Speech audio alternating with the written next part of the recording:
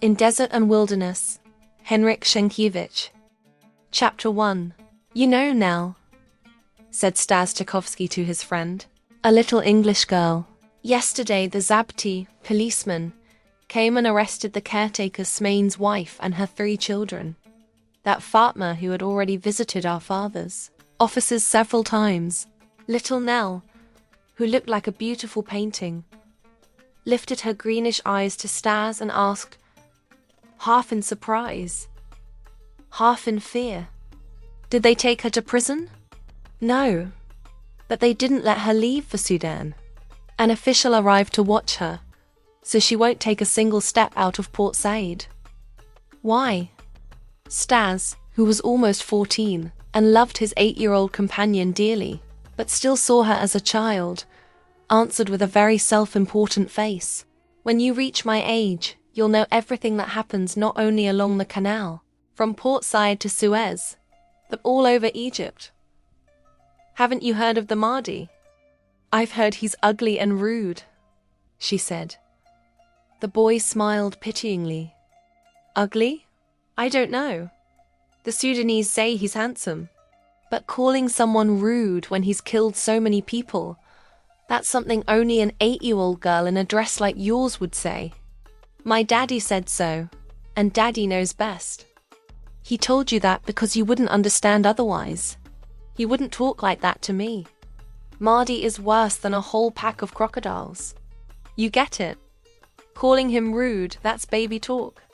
Seeing Nell's face darken, he fell silent for a moment, then added softly, Nell, you know I didn't mean to upset you.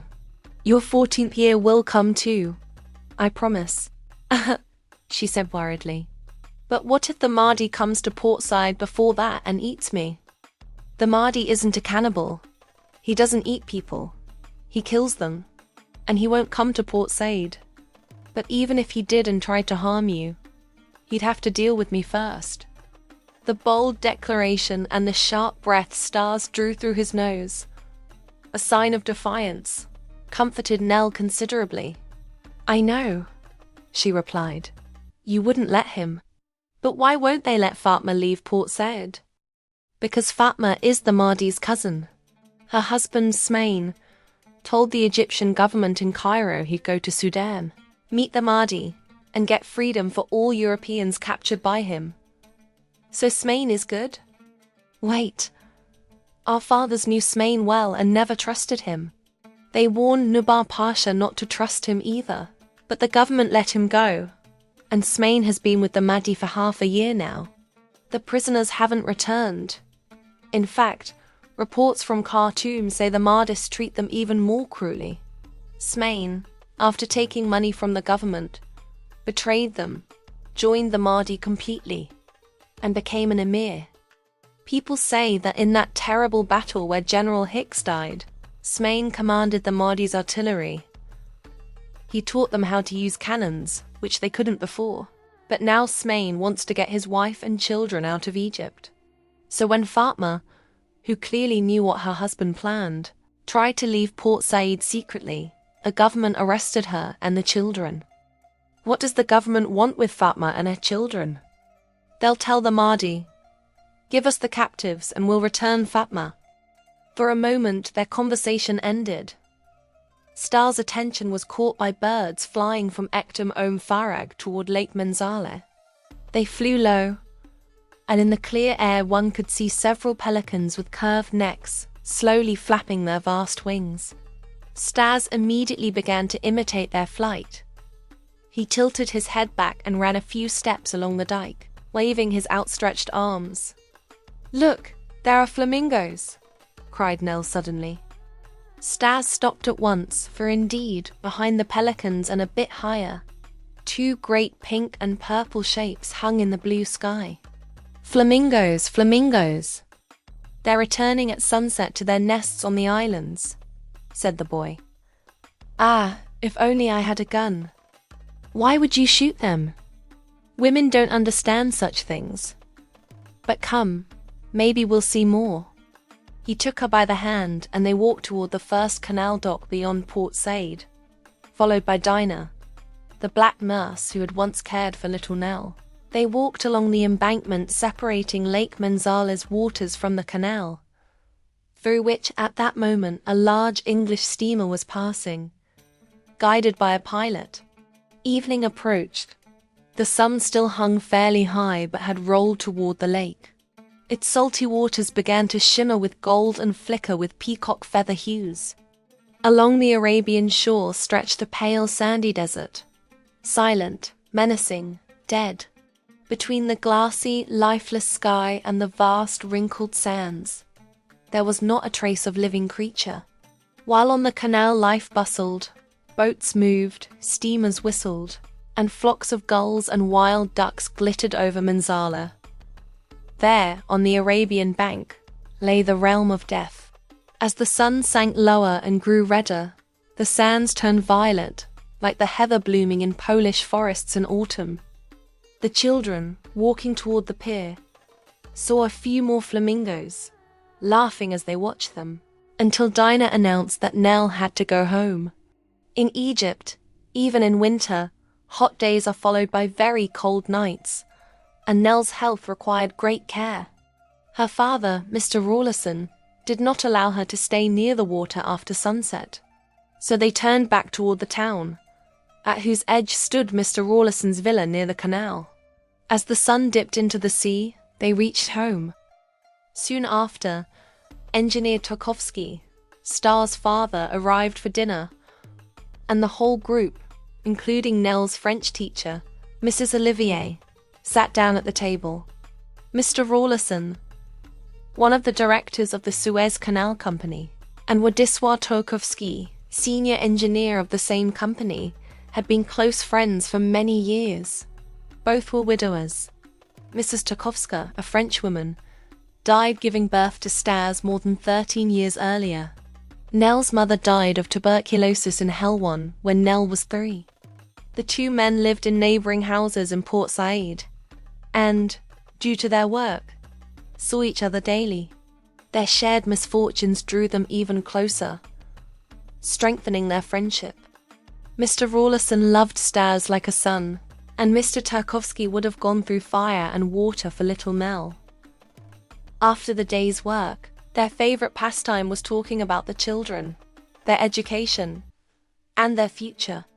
In these conversations, Mr. Rawlison usually praised Sta's talent, energy, and bravery, while Mr. Tarkowski admired Nell's sweetness and angelic face. And both were right. Staś was a bit conceited and boastful, but an excellent student. His English school teachers in Port Said admitted he had remarkable abilities.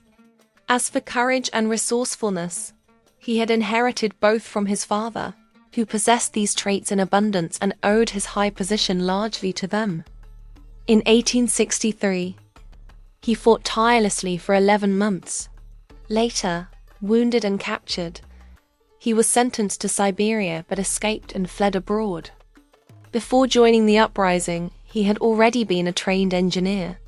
Afterward, he devoted another year to studying hydraulics. He then took a post working on the canal, and within a few years, thanks to his skill, energy, and diligence, he rose to the position of senior engineer. Staś was born, raised, and lived to the age of 14 in Port Said, along the canal, which led his father's colleagues to call him the child of the desert. Later, while in school, he sometimes accompanied his father or Mr. Rawlison during holidays on inspection trips from Port Said to Suez, checking the dikes and dredging works. He knew everyone, engineers, clerks, Arab and African laborers alike. He roamed everywhere, always curious and active, taking long walks along the embankment or rowing on Lake Menzaleh, even crossing to the Arabian shore. There, if he could find a horse, or in its absence, a camel or donkey, he would play at being a desert warrior. As Mr. Tarkowski used to say, the boy poked his nose into everything, spending every free moment outdoors.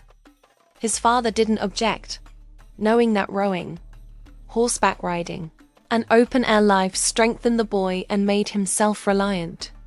Indeed, Stas was taller and stronger than most boys his age, and one look into his eyes showed that in danger he'd be rash rather than fearful.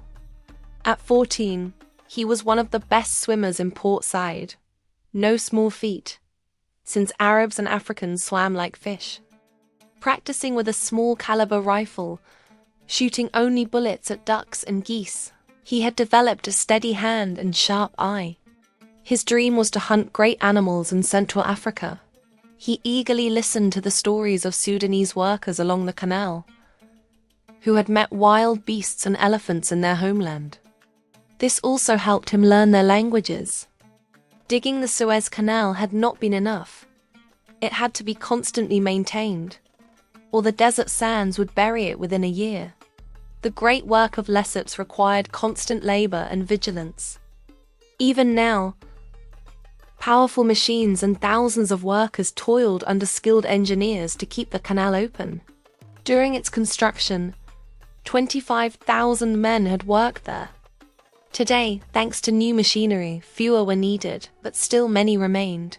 Arabs, Nubians, Sudanese, Somalis, and Africans from the Nile regions. Stas befriended them all. Like most Poles, he had a gift for languages and had learned many dialects almost without realizing it. Born in Egypt, he spoke Arabic like a native.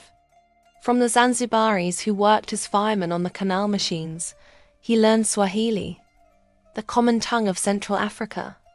He could even talk with Dinka and Shilluk tribesmen from the Nile below foreshadow. Besides that, he spoke English, French, and Polish fluently, for his father, a devoted patriot, insisted that he know his native tongue. Stas, of course, thought Polish the most beautiful language in the world and even taught it, not without success, to little Nel. Only one thing he couldn't manage. She always called him Sense, not Stas. Sometimes they quarreled about it, until Nel's eyes filled with tears. Then Sense would apologize and feel angry at himself. He also had the bad habit of speaking dismissively of her 8 years and comparing them to his mature age and experience. He claimed that a 14-year-old boy, though not yet grown, was no longer a child and was capable of heroic deeds, especially one with Polish and French blood. He longed for a chance to prove it, especially in defending Nel. Together they imagined various dangers, and Nel often asked what he would do if, for example, a 10-meter crocodile crawled through her window or a scorpion as big as a dog appeared. Neither of them suspected that soon the harsh reality would surpass all their wildest fantasies. End of chapter 1.